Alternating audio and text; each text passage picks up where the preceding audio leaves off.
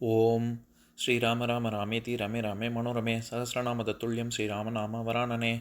உலகம் யாவையும் தாமுழா வாக்கலும் நிலைபெறுத்தலும் நீக்கலும் நீங்களா அழகிலா விளையாட்டுடையார் அவர் தலைவர் அன்னவர் சரண் நாங்களே. எத்திர எத்திர ரகுநாத கீர்த்தனம் தத்திர தத்திர கிருத்தமாஸ்தகாஞ்சலிம் வாஷ்பவாரி பரிபூர்ணலோச்சனம் மாருதிம் நமது ராட்சசாந்தகம். அஞ்சிலே ஒன்று பெற்றான் அஞ்சிலே ஒன்றை தாவி அஞ்சிலே ஒன்று ஆறாக ஆரியர்க்காக ஏகி அஞ்சிலே ஒன்று பெற்ற அணங்கை கண்டு அயலாரூரில் அஞ்சிலே ஒன்றை வைத்தான் அவன் எம்மை அழித்துக் காப்பான். இன்னைக்கு நம்ம கம்பராமாயணத்துல பாலகாண்டத்துல மிதிலை காட்சி படலத்துல 86வது பாடல் பார்க்க போறோம். கோதமன் தரு கோமுனி கோசிக மாதவன் தனை மாமுகம் நோக்கி இப்போது நீ இவன் போத இப்பூதலம் ஏது செய்த தவம் என்று எம்மினான். இதுதான் பாட்டு. இப்ப நம்ம பதம் பிரிச்சு பொருள் பார்க்கலாம். கோதமன் தரு கௌதம முனிவன் பெற்றருளிய, கோமுனி முனிவர்களில் தலைவனான சதானந்தன், மாதவன் கோசிகன் தனை பெருந்தவத்தையுடைய கௌசிக முனிவனது மாமுகம் நோக்கி திருமுகத்தை பார்த்து இப்போது நீ இவன் இப்பொழுது நீங்கள் இவ்விடம் போத வருமாறு இப்பூதலம் இந்த மிதிலை நகரம் செய்த தவம் பண்ணிய தவம் ஏது யாதோ என்று இயம்பினான் என்று உபச்சார மொழிகளை கூறலானான். இப்ப நம்ம இந்த பாட்டுல இருக்கக்கூடிய நயங்களை பார்க்கலாம். அதாவது நம்ம ஏற்கனவே பார்த்திருக்கோம், கௌதம முனிவரின் பிள்ளை தான் சதானந்தர். அவர் தான் இங்க இவர்களுக்கு மிதிலையை ஆட்சி செய்யக்கூடிய ஜனக மன்னனுக்கு குலகுருவாக இருப்பவர் அப்படின்னு, புரோகிதராக இருப்பவர் அப்படின்னு. இந்த இடத்துல அந்த சதானந்தரை சொல்லும் பொழுது என்ன சொல்றாரு? கோதமன் தரு கோமுனி அப்படின்னு. அதாவது கௌதமன் அப்படிங்கறத தமிழ் படுத்தி கோதமன் அப்படின்னு சொல்றாரு. மருவி அப்படி வந்திருக்கு. அதை சொல்லும் பொழுதே கோதமன் அப்படின்னு அதுலயும் ஒரு நயம் இருக்கு. கோன்னா அரசன் அர்த்தம், தமன்னா பொண்ணுன்னு அர்த்தம். ரொம்ப சிறந்த பொன் அப்படின்னு, பொன் போன்றவன் அப்படின்னு சொல்றோம்ல, அந்த மாதிரி கௌதம முனிவரை இவர் சிறப்பிச்சு சொல்றாரு. தரு கோமுனி அப்படின்னு, அதாவது ரிஷிகள், முனின்னா ரிஷின்னு அர்த்தம். ரிஷிகள்லயே 4 வகை இருக்கு. ராஜ ரிஷி, மகரிஷி, பிரம்ம ரிஷி, தேவ ரிஷி அப்படின்னு. நம்ம விஸ்வாமித்திரனுடைய வரலாற்றிலேயே எப்படி வரும்னா, அவர் ஒவ்வொரு திசையிலையும் நோக்கியும் ஒரு 1000 வருஷம் தவம் இருந்திருப்பாரு. அதுல முதல்ல அவர் ரிஷி ஆவாரு, அப்புறம் மகரிஷி ஆவாரு, அப்புறம் ராஜ ரிஷி ஆவாரு, அப்புறமா பிரம்ம ரிஷி, இறுதியாக பிரம்ம ரிஷி ஆவாரு 4வது திசையில பண்ணி தவம் மேற்கொண்டு முடிக்கும் பொழுது. அதனாலதான் அவர் பிரம்ம ரிஷின்னு நீங்க சொன்னா பத்தாது, வசிஷ்டர் சொல்லணும். அவரோட போட்டி போட்டு தானே இவர் ரிஷியாவே ஆவாரு. அதனாலதான் நம்ம வசிஷ்டர் வாயால் பிரம்ம ரிஷி அப்படிங்கிற வசனமும் வந்தது. எதுக்கு சொல்ல வரேன்? இந்த மாதிரி ரிஷிகள்ல ராஜ ரிஷி, மகரிஷி, பிரம்ம ரிஷி, தேவ ரிஷின்னு 4 வகைகள் இருக்கு. அதுல ராஜ ரிஷி அப்படிங்கிறது ரிஷிகளுக்கெல்லாம் தலைவன் அப்படிங்கிற பொருள்ல வரும்.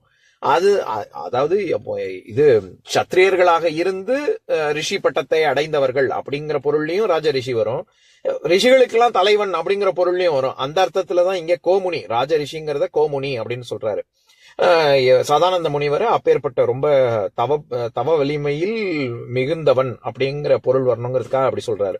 அதே மாதிரி யாரை பார்த்து? விஸ்வாமித்திரரை பார்த்து பேசுறாரு அப்படின்னு தானே வருது. அப்ப விஸ்வாமித்திரருக்கு என்ன சொல்றாரு அப்படின்னா, மாதவன் கோசிகன் தனை அப்படின்னு.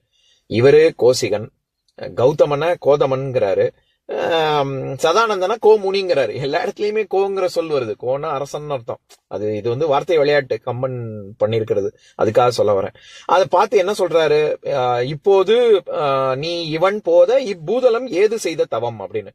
இது உபச்சார மொழி. அதாவது முகமன் சொல்றது. நம்ம யாராவது ஒருத்தர் வந்தாங்கன்னா அவங்கள பார்த்து உபச்சார மொழியில வாங்க வாங்க அப்படின்னு சொல்லுவோம்ல, அத ரொம்ப ரொம்ப கடுகடுன்னு மூஞ்சியை வச்சுக்கிட்டு வாங்க வாங்க அப்படின்னு நான் சொல்லுவோம். வர்றவங்களும் ஓடி போயிருவாங்கல்ல. ரொம்ப அதாவது அதுக்காக நடிப்புன்னு இல்லை. இப்ப நம்ம நிறைய பேரை பார்த்திருக்கோம், சாதாரணமா பேசும்பொழுது ரொம்ப சல்லுபுள்ளுன்னு கடுகடுன்னு பேசுவாங்க. ஆனா போன் எடுத்து பேசும்பொழுது ஹலோ அப்படின்னு ரொம்ப அவங்க இந்த குரல் தானா அது அப்படிங்கிற மாதிரி வித்தியாசம் இருக்கும். அது நடிப்பு. அப்படி இல்லாம இது ஆத்மார்த்தமா சொல்றாரு அவர். இப்பூதலம் ஏது செய்த தவம் அப்படின்னா, நாங்க பண்ண புண்ணியம் நீங்க வந்திருக்கிறது என்ன விஷயமா வந்திருக்கீங்க அப்படின்னு கேட்கிறாரு அப்படின்னு சொல்றது மட்டும் இல்லாம, இங்க கம்பர் பயன்படுத்தி இருக்கிற வார்த்தை என்ன? ஏது செய்த தவம் என்று இயம்பினான் அப்படின்னு. அது நம்ம எப்பவும் ஏற்கனவே பார்த்ததுதான். பல பாடல்களுக்கு அத உதாரணமா சொல்லியிருக்கேன். அதாவது சொல்லுதல் அப்படிங்கிற சொல்லுக்கு 43 வார்த்தைகள் இருக்குன்னு ஏற்கனவே நிறைய தடவை பட்டியல் பார்த்திருக்கோம்ல.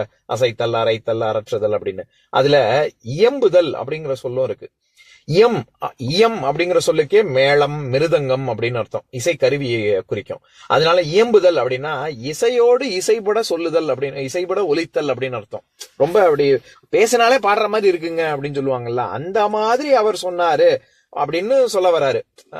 நாங்க பண்ண புண்ணியம், நீங்க என்ன விஷயமா வந்திருக்கீங்க அப்படின்னு சதானந்த முனிவர் விஸ்வாமித்திரரை பார்த்து கேட்கிறாருங்கும் பொழுது அவர் ரொம்ப இசைப்பட அவர் அந்த விஷயத்த சொன்னாரு அப்படின்னு சொல்ல வராரு கம்பர். இப்ப நான் பாட்டை இன்னொரு தடவை படிக்கிறேன், கேளுங்க. கோதமன் தரு கோமுனி கோசிக மாதவன் தனை மாமுகம் நோக்கி, இப்போது நீ இவன் போத இப்பூதலம் ஏது செய்த தவம் என்று எம்மினான். இன்னொரு நாள் இன்னொரு பாட்டு பார்க்கலாம்.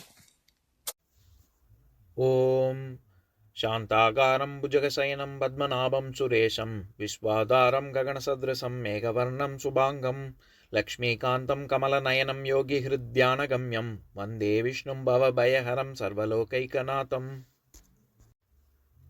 உம்பரோடு இம்பர்காரும் உலகம் ஓர் ஏழும் ஏழும் எம்பெருமான் என்று ஏத்தி இறைஞ்சி நின்று ஏவல் செய்ய தம்பியரோடும் தானும் தருமமும் தரணி காத்தான் அம்பரத்து அனந்தர் நீங்கி அயோத்தியில் வந்த வள்ளல். ஓம் பூர்ணமதः பூர்ணமிதம் பூர்ணாத் பூர்ணமுதஸ்யதே பூர்ணஸ்ய பூர்ணமாதாய பூர்ணமேவாவசிஷ்யதே. ஓம் சாந்தி சாந்தி சாந்திः.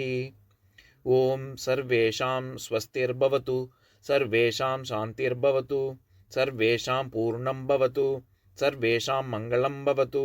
ஓம் சாந்தி சாந்தி சாந்திः. ஓம் சர்வே பவந்து சுகினः सर्वे सन्तु निरामयाः सर्वे भद्राणि पश्यन्तु मा कश्चित् दुःखभाग् भवेत्. ओम शांति शांति शांति.